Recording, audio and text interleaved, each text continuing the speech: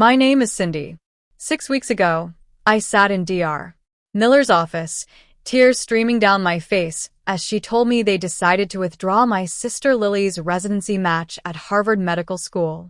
It was a moment that shattered not just Lily's dream but also the fragile facade of my family. Lily was always the golden child in our family. Our parents, Mr. and Mrs. Thompson, high, achieving corporate executives, had always placed their hopes and dreams on her shoulders. She was 2 years older than me, with straight A grades, a charming fiancé, and now a match into one of the most prestigious surgical programs in the country. Meanwhile, I'd been battling neurofibromatosis type 2, a genetic disorder that caused tumors to grow on my nerves. 3 weeks before my third major surgery in 18 months, I received an invitation to Lily's residency celebration party. The heavy cardstock and elegant script were a stark contrast to the turmoil in my life. The party was on March 15th, and my surgery was scheduled for March 14th. When Mom called to invite me, she said, "You're coming, right? Lily specifically asked for you."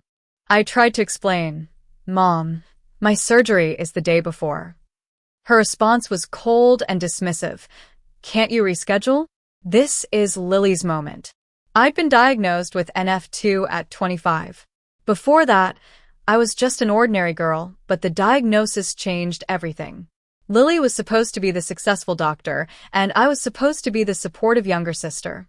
Instead, I became the sick one, an inconvenience in the family narrative. Lily, who had been in medical school for 4 years, texted me, "Mom says you might not come because of another surgery. Can't you postpone it for one day?" I didn't reply. There was no point in trying to make her understand that spinal cord decompression couldn't be postponed due to inconvenient timing. Dr. Miller, the head of neurosurgery at Harvard Medical School and an expert in complex spinal tumor resection, had operated on me twice before with excellent results. When the latest MRI showed a new tumor at T6, she personally called to schedule the surgery. "This one's tricky," she said during the pre-op consultation. "It's wrapped around the nerve roots, but I'm confident we can remove it without permanent damage."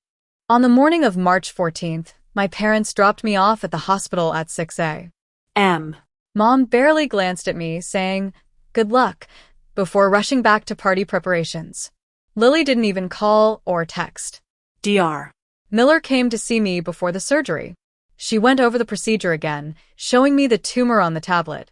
She also asked about my family, and when I told her they were preparing for Lily's party, I saw a flicker of anger in her eyes, quickly controlled. I later learned that she was Lily's program director. The surgery took 6 hours.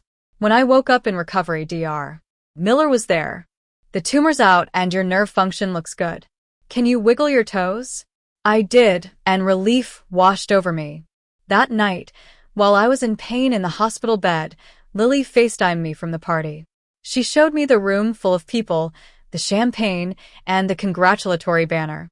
Then she asked, "How was your thing today?"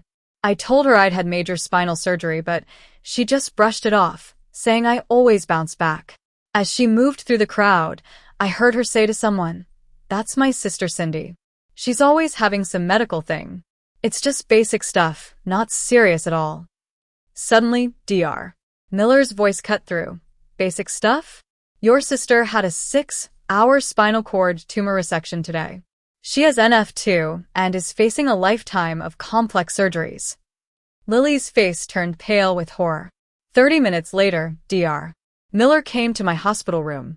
She told me what Lily had said about me to her colleagues, that I was a hypochondriac and that my surgeries were no big deal. She also said they would discuss Lily's fitness for the residency program. The next morning, Lily called me multiple times. When I finally answered, she begged me to help her, saying it was insane that she might lose her residency over private comments. I told her she'd always thought I was exaggerating, and she'd spent years minimizing my illness to make herself feel better. 3 days later, when I was leaving the hospital, Dr. Miller told me they'd decided to withdraw Lily's match. She said it was about patient safety, as Lily's behavior could influence others to dismiss real illness. My family blamed me for ruining Lily's future, but I knew I couldn't keep pretending.